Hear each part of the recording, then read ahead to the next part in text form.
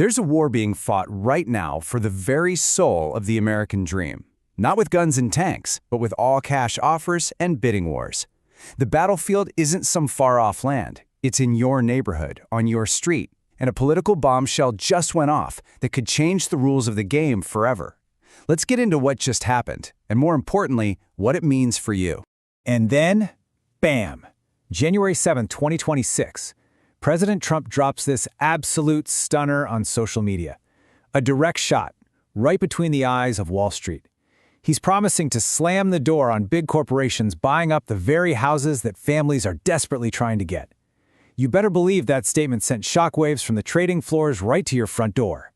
Real quick, before we dive deeper, hit like, smash subscribe, and share this video with someone who needs it. And if you're looking for a top-tier real estate agent anywhere in the country or need life insurance, check out the links in the description. We've got you covered. So, what does this actually mean? The President of the United States just declared war on a huge part of the housing market. Look, this isn't some tiny little policy tweak. No, this is a potential Richter scale level earthquake for the entire housing industry. And Wall Street? Oh, they felt the tremors. Instantly. Just look at this. The big dogs in the rental game, we're talking Blackstone, Invitation Homes, American Homes for Rent, their stocks took an immediate nosedive. We're talking down about 5% by the end of the day. This wasn't just talk. This was a threat the market took very, very seriously. But you gotta ask, why? Why do something so drastic? Well, to get that, you have to understand the battlefield. Because for millions of Americans, the dream of owning a home hasn't just been difficult, it's become a total nightmare. Let's look at the hard numbers. Right now, first-time homebuyers make up only 21% of the entire market. Let that sink in. That is a historic, rock-bottom, all-time low. It's literally half of what it was a generation ago. We're watching an entire generation get priced out. And what about the ones who do manage to scrape by and get a house? The dream is being pushed further and further away. The median age for a first-time buyer has shot up to 40 years old. 40! What used to be a rite of passage in your late 20s is now a full-blown midlife event. So, if regular people aren't buying, who is? Well, get this. In the second quarter of 2025, 1 out of every 3 homes in America was bought by an investor. Think about that. For every 2 families that get the keys to their new home, a third house on the block was just snapped up by a company that's never going to live there. That's the competition. So, the battle lines seem pretty clear, right? It's Main Street versus Wall Street. The president has found his villain, he's taken aim. But what if the story isn't that simple?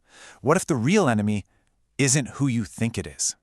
This is the million-dollar question, isn't it? When you hear investor, you're probably picturing some giant, faceless corporation like Blackstone just gobbling up entire neighborhoods. And yeah, that's exactly who this band is targeting. But is that the whole story? Not even close. Okay, prepare to have your mind blown.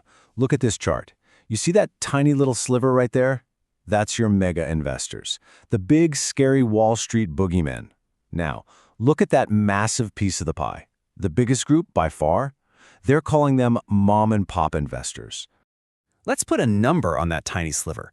The corporate giants, the ones this whole band is supposedly about, they own just over 2%. 2% of all investor-owned homes in the United States. That's it. It's a rounding error. And this shows you who's really in the game. It's not one giant whale. It's a massive school of piranhas.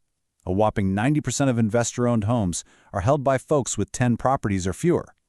We're talking about the person in your town with a few rentals, the local house flipper. So while Wall Street makes for a great villain, the data is screaming that your real competition might just live down the street. Real quick before we dive deeper, hit like, smash subscribe, and share this video with someone who needs it. And if you're looking for a top-tier real estate agent anywhere in the country or need life insurance, check out the links in the description. We've got you covered.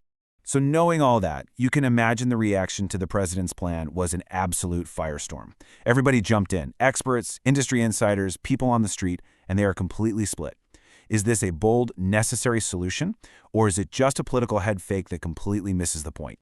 So in one corner, you've got people basically saying, look, things are so bad, we have to do something. They're calling it a draconian measure, a fancy way of saying it's extreme, but maybe it's what we need. The house is on fire, so you just start throwing whatever you can on it to put it out. But in the other corner, you have experts shouting, wrong target. They're pointing out that not only do these big corporations own a tiny slice of the market, they've actually been selling more homes than buying them recently. It's like sending the army to fight a dragon that already flew out of the country last year. And what about everyday people? The skepticism is real. You go on forums like Reddit, and people are calling it pure political theater. They're worried it's full of loopholes, or worse, that it's just a media release to garner support, with no real teeth behind it at all. Okay, so if the ban is a flawed idea, as the critics say, what are the real answers? What's the actual fix? Well, the good news is experts aren't just sitting around complaining. They're pushing concrete alternatives that might actually make a difference. All right, so here are some of the big ideas being floated. 1. Bring back a program called First Look, which gives families first dibs on foreclosed homes before investors can even sniff around. 2. Just make mortgages cheaper by cutting government insurance fees. 3. Help nonprofits get in the game to buy and fix up homes for families. But the number one thing, the one almost everyone agrees on, just build more houses. Because at its heart, this isn't an investor crisis, it's a supply crisis. Look, this isn't just some academic debate or political chess match. This is about whether you, your friends, your kids will ever be able to own a piece of this country. So, what's the bottom line for you right now trying to make it in this market? Here's the disconnect. This ban feels like a win. It feels like we're punching back at Wall Street. It grabs headlines, but it's just the tip of the iceberg. The real problem, the giant monster lurking under the water, is a massive housing shortage, painfully high prices, and crippling interest rates. The ban is a simple, flashy answer to a problem that's been growing for decades. And simple answers are rarely the right ones. This is about more than just policy. It's about your ability to build a future. Understanding these forces, that's the first step to demanding real change. The fight for the American dream isn't some black and white photo in a history book. It is happening right now, and knowledge is your most powerful weapon. Real quick, before we sign off, hit like, smash subscribe, and share this video with someone who needs it.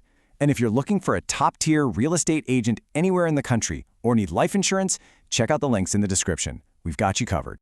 We are at a crossroads. A shot has been fired in the war for America's homes, but it is far from over. And it all comes down to one single burning question. In the America of today, is the American dream something you can still earn? Or is it just another luxury item for sale to the highest bidder?